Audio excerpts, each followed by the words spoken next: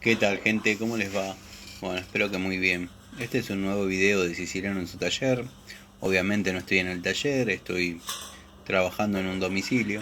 Yo ya no hago estos trabajos, pero bueno, tratándose de unos clientes tan antiguos y queridos, me di a la tarea de sacar todo el empapelado del comedor y bueno, posteriormente voy a enduir y lo voy a pintar.